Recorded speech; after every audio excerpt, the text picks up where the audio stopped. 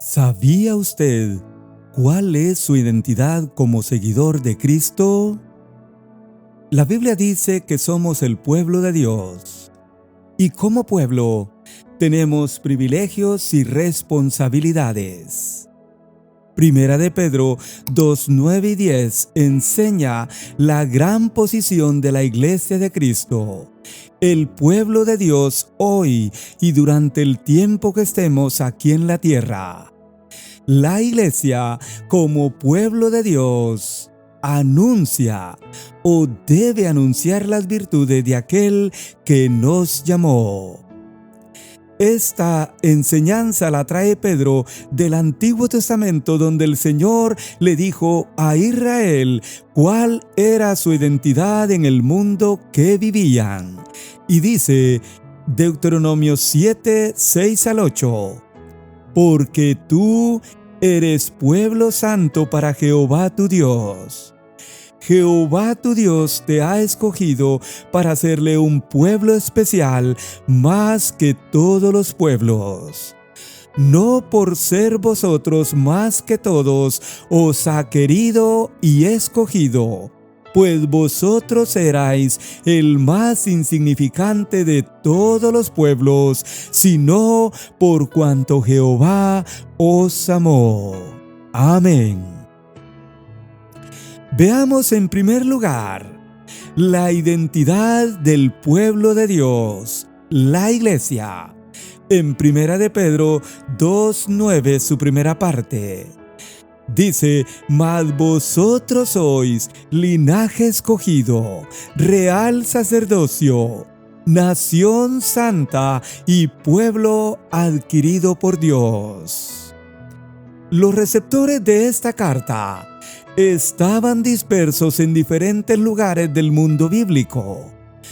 Como creyentes necesitaban saber cuál era su identidad como salvados por Cristo. Y Pedro les dice: mas vosotros sois linaje escogido o descendencia escogida.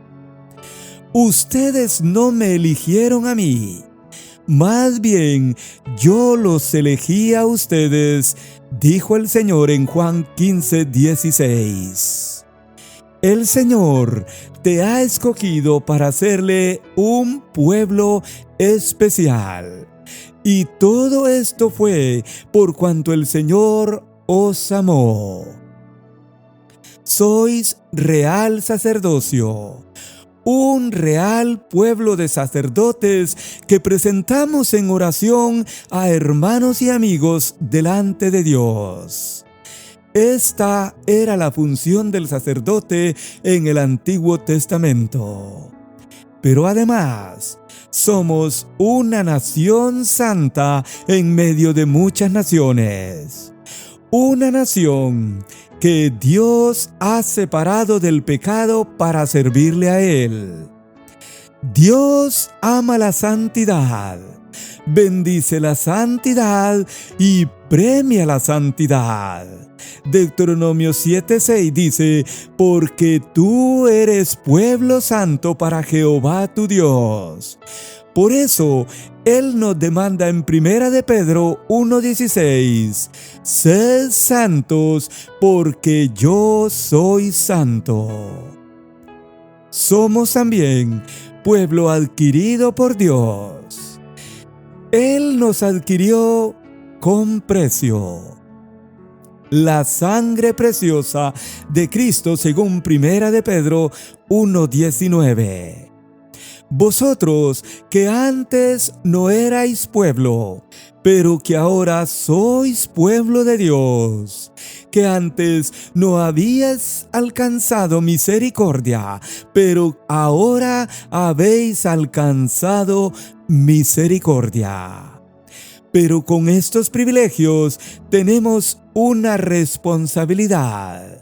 La responsabilidad del pueblo de Dios la vemos en Primera de Pedro 2:9, donde dice: para que anunciéis las virtudes de aquel que os llamó de las tinieblas a su luz admirable. Israel fue escogido como pueblo de Dios para anunciar al Dios verdadero en medio de un mundo idólatra. Y esa es la nota constante en el Antiguo Testamento.